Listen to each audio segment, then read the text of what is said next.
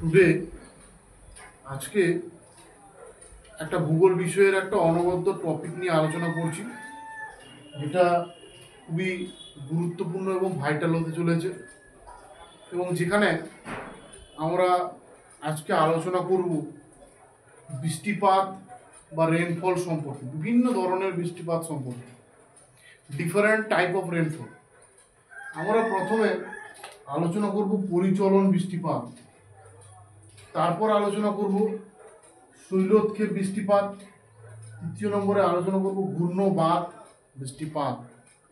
প্রথমত আমরা আলোচনা করছি পরিচলন বৃষ্টিপাত বা কনভেনশনাল রেন, ইংরেজিতে যে টার্ম বা পরিভাষাগত জ্ঞান, সেখানে বলা হয়েছে যে এটা হচ্ছে কনভেনশনাল রেন বা যাকে বলা হয় পরিচলন বৃষ্টিপাত।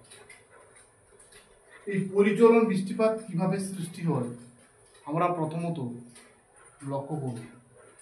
প্রথমত নিরক্ষীয় অঞ্চলের যে জলভাগগুলো রয়েছে, সূর্যের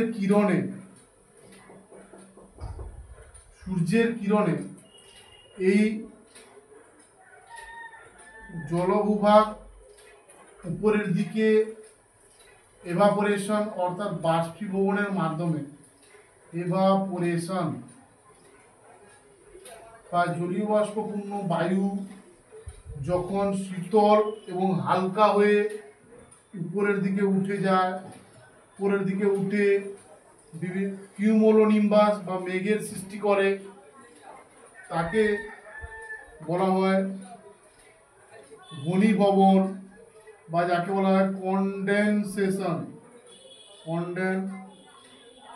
কন্ডেনসেশন এই কন্ডেনসেশনে বা ঘনীভবনের মাধ্যমে যখন এভাপোরেশন থেকে কন্ডেনসেশন হলো, কিউমোলোনিম্বাস থেকে যখন বৃষ্টিপাতটা পড়ে, সেটা হচ্ছে পরিচলন বৃষ্টিপাত। এই ধরনের বৃষ্টিপাতকে বলা হয় পরিচলন বৃষ্টিপাত বা কনভেনশনাল রেন।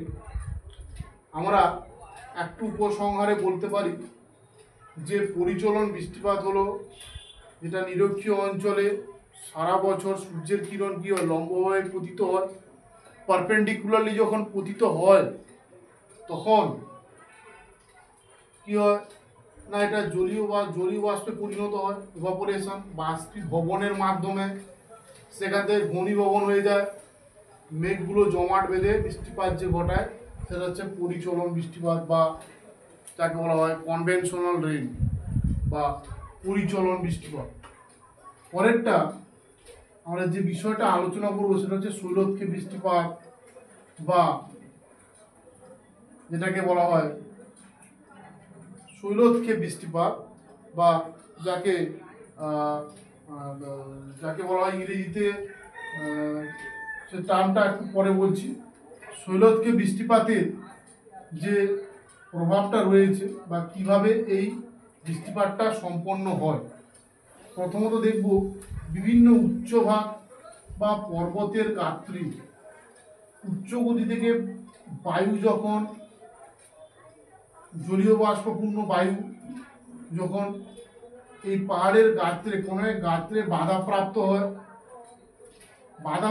হয়ে উপরের দিকে উঠে যায়, উপরের দিকে উঠে শীতল এবং ঘনীভূত কন্ডেনসেশনের মাধ্যমে প্রতিবাদ ঢাল এবং অনুবাদ ঢাল বলে দুটি প্রকার রয়েছে।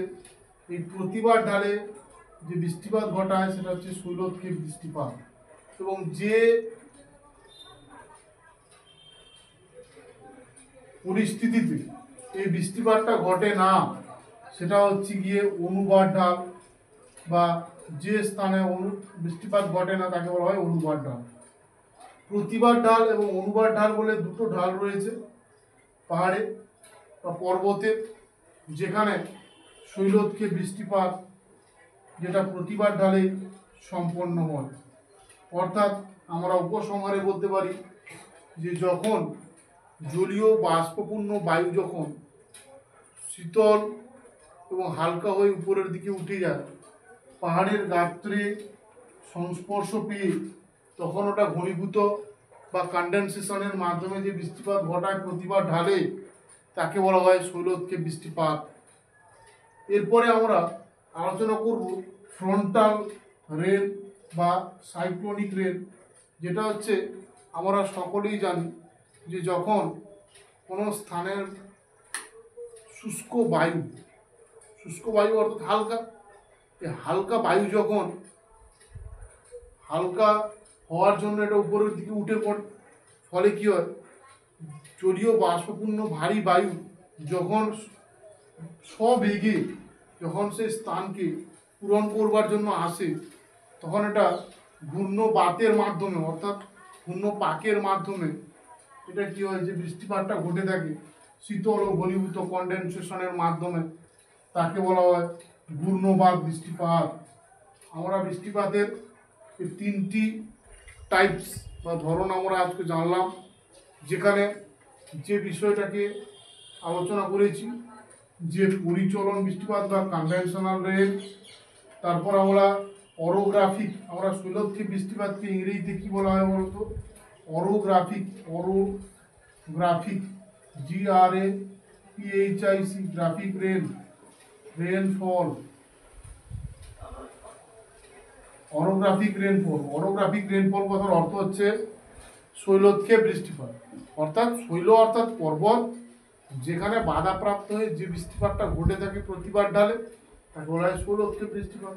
পরিচলন বৃষ্টিপাতটা হচ্ছে যে বৃষ্টিপাত নিরক্ষীয় অঞ্চলে সূর্যরশ্মি লম্বভাবে পড়ার ফলে সেখানকার জল তাড়াতাড়ি কী হয়, বাষ্পীভূত হয়ে যায়, ইভাপোরেশন হয়ে যায়, সেখান থেকে কনডেনসেশন ঘনীভবনের মাধ্যমে যে বৃষ্টিপাত ঘটায় তাকে বলা হয় পরিচলন বৃষ্টিপাত। তার 3 নম্বরে যে ঘূর্ণি বাতাসের মাধ্যমে যে বৃষ্টিপাত ঘটে থাকে তাকে বলা হয় ঘূর্ণবাত বৃষ্টিপাত। আজকের এখানে এই ভিডিওটা শেষ করছি।